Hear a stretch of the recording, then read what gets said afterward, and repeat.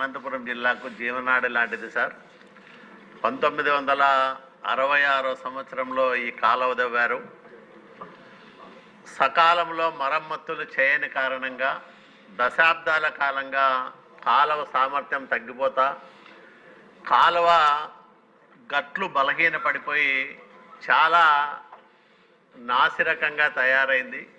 దానివల్ల ప్రతి సంవత్సరము నీటి విడుదల సందర్భంలో గండ్లు పడ్డం, పైపింగ్లు ఏర్పాటు కావడం ఇవన్నీ జరుగుతూ ఉన్నాయి.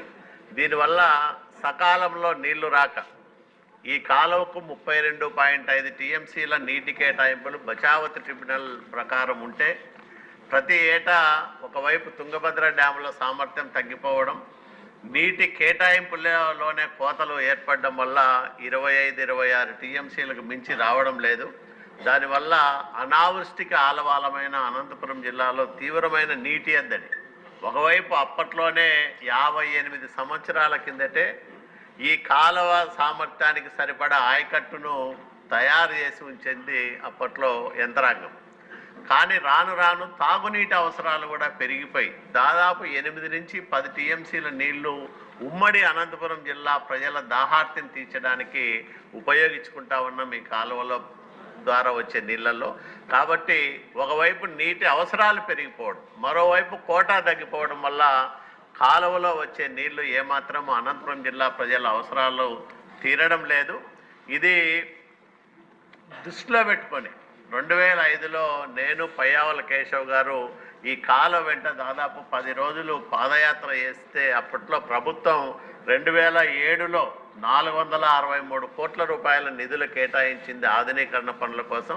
2009లో ఈ పనులు ప్రారంభమైతే 14లో చంద్రబాబు నాయుడు గారి ప్రభుత్వం వచ్చేదాకా కూడా అరకొర పనులు జరిగాయి. తర్వాత కొన్ని పనులు చేయించాం. అయితే కాల వ్యవధి తీరిపోయినందువల్ల ఎస్ఎస్ఆర్ రేట్లు విపరీతంగా పెరిగిపోవడం వల్ల ఈ ధరలు గిట్టుబాటు కావని కాంట్రాక్టర్లందరూ కూడా పనులు ఆపేశారు. ఈ నేపథ్యంలో మనం గతంలో ప్రభుత్వంలో ఉన్నప్పుడే ఆ కాంట్రాక్టర్లందరినీ కూడా తొలగించమని చెప్తే తర్వాత వాళ్ళందరికీ నోటీసులు ఇచ్చి తొలగించారు. అయితే దురదృష్టం ఏమంటే 8/7/2020లో ఈ ఒప్పందాలను రద్దు చేస్తే ఆనాటి జగన్మోహన్ రెడ్డి ప్రభుత్వం ఒక క్రూరమైన నిర్ణయం తీసుకుంది. మధ్యలో ఆగిపోయిన పనులను వెంటనే పునఃప్రారంభం చేయాలి, కానీ 5 ఏళ్ళు ఈ పనులనే ప్రారంభం చేయకూడదు, తిరిగి పనులను అడగకూడదని ఒక ఆర్డర్ పాస్ చేసింది అధ్యక్ష. ఇది అంటే అనంతపురం జిల్లా ప్రజలకు జీవనాడి లాంటి తుంగభద్ర ఎగువ కాలువ పైన ఆనాడు జగన్మోహన్ రెడ్డి చూపిన దుర్మార్గమైన దృష్టి వల్ల ఈ పనులు ఆగిపోయిన పనులు తిరిగి 5 సంవత్సరాలుగా ప్రారంభం కాలేదు. అప్పట్లోనే 168 కోట్ల పనులు ఆగిపోయినాయని ఒక అంచనా వేశారు. ఇప్పటికి దాదాపు 500 కోట్ల రూపాయలు ఉంటే తప్ప మళ్ళా పనులన్నింటినీ కూడా పూర్తి చేసేదానికి అవకాశం లేదు. నేను మంత్రి గారిని మీ ద్వారా ఒకటే అడుగుతా ఉన్నా, అసలే అనావృష్టి జిల్లా, నీళ్లు లేని జిల్లా, నీటి కోసం తపనబడే జిల్లా అనంతపురం జిల్లా. నా రాయదుర్గం నియోజకవర్గంలోనే అంటే కర్ణాటకలో 105 కిలోమీటర్ల కాలువ ప్రవహించి నా రాయదుర్గం నియోజకవర్గంలోనే ఎంటర్ అవుతుంది. తర్వాత జిల్లా వ్యాప్తంగా నీటి అవసరాలను ఈ కాలువ తీర్చాల్సిన అవసరం ఉంది. కాబట్టి దయచేసి మంత్రి గారు ఈ ఆగిపోయిన ఆధునీకరణ పనులను ఎప్పట్లోగా తిరిగి ప్రారంభం చేస్తారు. ఈ 5 సంవత్సరాల కాల పరిమితి కూడా 25లో అయిపోతా ఉంది. అంత లోపలే మీరందరూ కూడా ఎస్టిమేషన్ లేపించి టెండర్లు పిలిపిస్తే ఆధునీకరణ పనులను తిరిగి ప్రారంభం చేస్తే ఉమ్మడి అనంతపురం జిల్లాకు ఎంతో ఉపయోగకరంగా ఉంటుంది.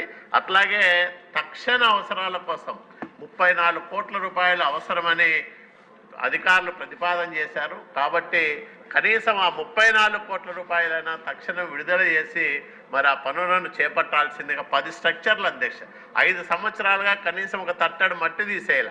యూటీలన్నీ కూడా అండర్ టన్నెళ్ళన్నీ కూడా పూడిపోయినాయి. మొన్న నా నియోజకవర్గంలో వర్షం వస్తే నీళ్ళన్నీ కూడా పైకి వచ్చినాయి. ఎగదన్ని కింద యూటీ ఒక ½ ఇంచు పైకి లేసింది. అట్లాంటి ప్రమాదకరమైన పరిస్థితుల్లో కాలువ ఉన్నప్పుడు ఆ కాలువలో నీటిని తెచ్చుకోవడం చాలా ఇబ్బందికరంగా ఉంటుంది. ఈరోజు తుంగభద్ర రిజర్వాయర్ చూస్తూ ఉన్నాం, పొంగి పొర్లి ప్రవహించి గేట్లు ఎత్తేసి శ్రీశైలం లేకపోతాను. ఒకవైపు మేమేమో మా కాలువలు సక్రమంగా లేక ఆ వ్యవస్థలను వాడుకోలేక నీళ్లు తెచ్చుకోలేని దుస్థితిలో మనమున్నాం. ఒకవైపు ఓవర్ఫ్లో అవుతుంది రిజర్వాయర్, మరోవైపు ఏమో ఉన్న సిస్టమ్స్లో నీళ్లు తెచ్చుకోలేని దుస్థితి. కాబట్టి దయచేసి దీన్ని దృష్టిలో పెట్టుకొని అత్యంత ప్రాధాన్యం కలిగిన అంశంగా ఈ ఏడాదే 34 కోట్ల విడుదల చేయండి. వచ్చే ఏడాది నుంచి పూర్తి స్థాయిలో ఆధునీకరణ పనులు చేపట్టడానికి ఒక నిర్దిష్టమైన కార్యాచరణ ప్రణాళికను రూపకల్పన చేయాల్సిందిగా మీ ద్వారా మంత్రి గారికి విజ్ఞప్తి చేస్తున్నాను. అధ్యక్ష, ధన్యవాదాలు.